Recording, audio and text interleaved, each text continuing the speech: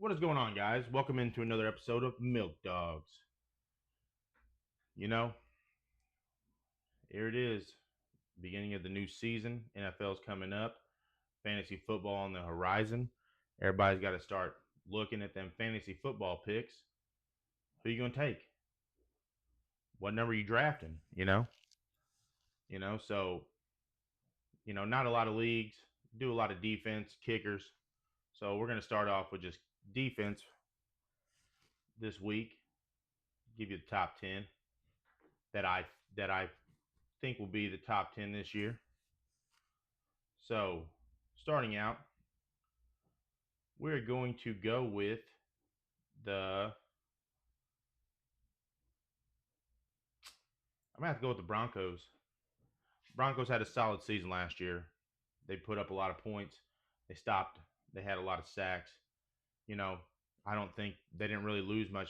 They didn't lose many people. All they did was add.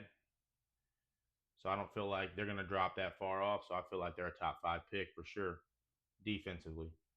You know, moving to number 2, I feel like. Plus, the Broncos are in a division where you're uncertain with the Raiders. What they're going to be. So that's 2 games. The AFC. The Chiefs. What are they going to be like this year? Coming off that Super Bowl manhandling. And the Chargers, right? What are they going to do? They didn't really add any weapons for Herbert. They added running backs, but I mean, what are they really going to do? So yeah, it'd be a safe pick to get the Broncos, one of the top defenses. I'm gonna put them at my number 1. Moving on to the number 2 defense, I'm gonna have to go Philly, the Eagles. After what they did to the Chiefs in the Super Bowl, losing barely any of their players. They lost Darius Slay, I get it, but Cooper DeJean and Mitchell. There's nothing. That front four was disgusting in the Super Bowl. Mahomes and them didn't know what they were doing. So, I feel like Eagles definitely easily a top 5 pick defensively. So I'm gonna put them at my number 2 this year. 3, it's hard. It's hard to move past the Steelers, right? TJ Watt is so dominant, and it's just hard. Unless something happens and they trade TJ, which would be, I feel like, stupid. It'd just be a catastrophic mistake for a team that, they live and die by defense up there. You know, Still Curtin, they love defense up there in Pittsburgh. So, having them at 3 seems like a solid choice. At 4, you know, this one this one might surprise a little bit of people.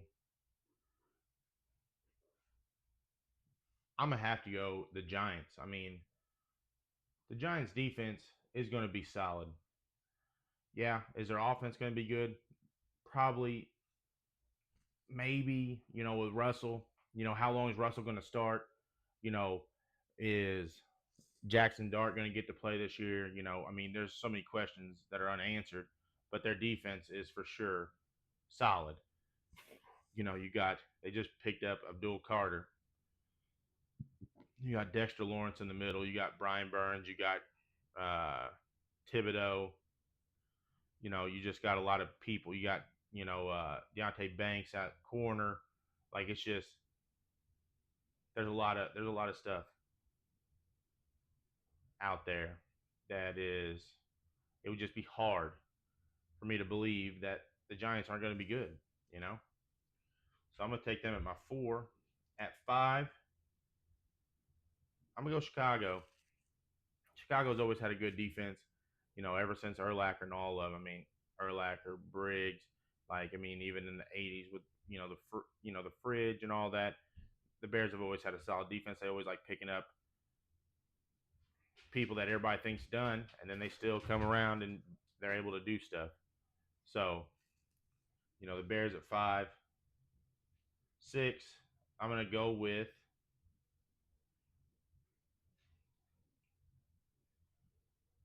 I'm gonna have to go with my Packers. Like we picked up Hobbs. You know, we got rid of Jair. I get that, but we've had solid pickups in the draft. You know, cornerback one. It's uncertain who that's going to be, but I feel like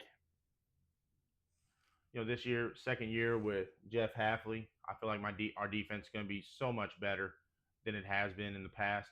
Like I mean, they were good last year, first year with Jeff Halfley, and Jair didn't even play majority of the season. And Eric Stokes just got burned the whole time, and we got rid of him. So I just feel like the Packers going to be up there.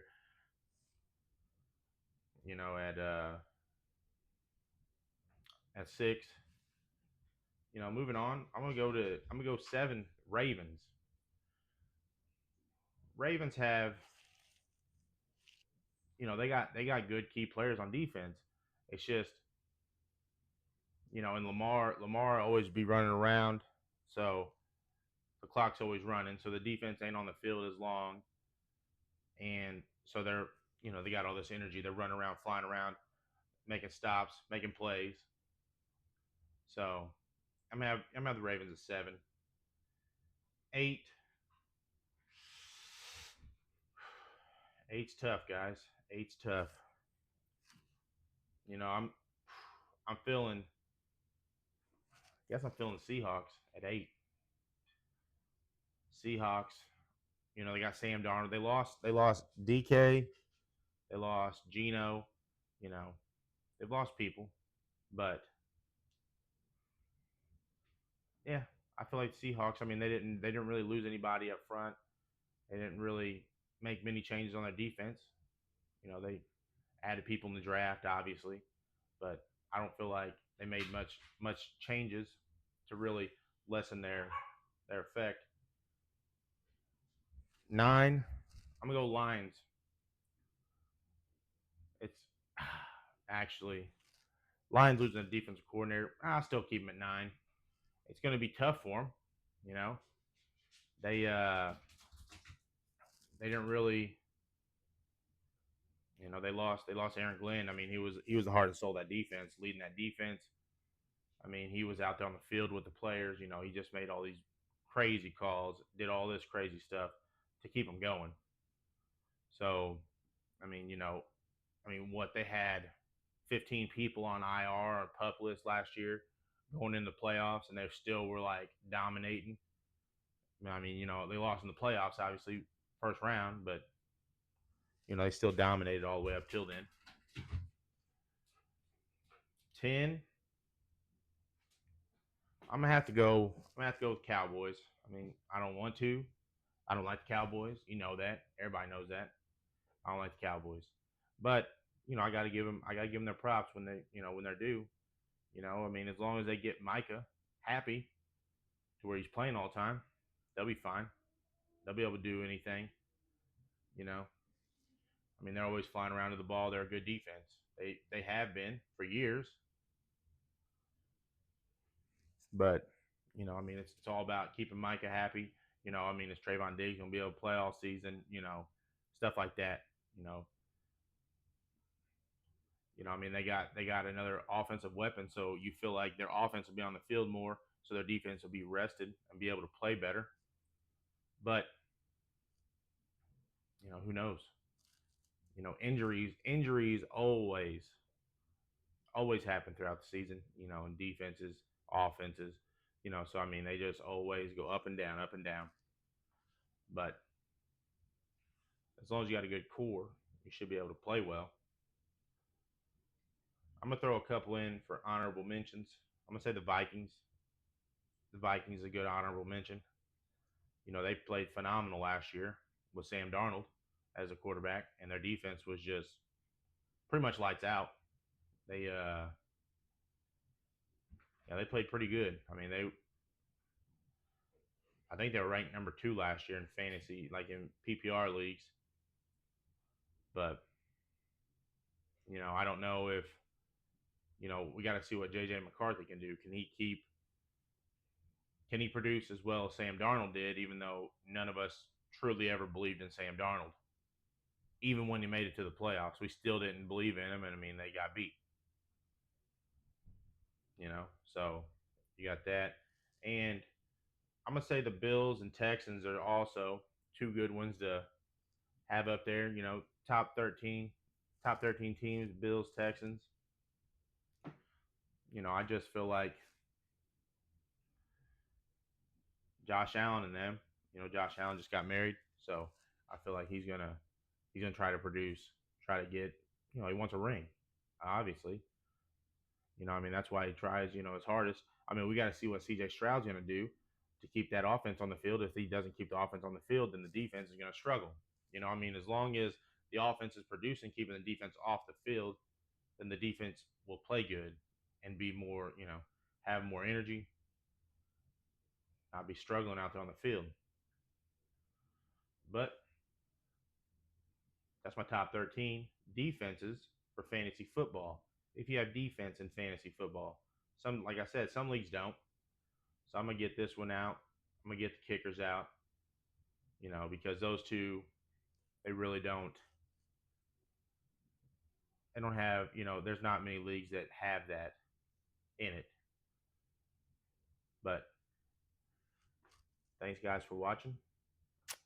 See you in the next one.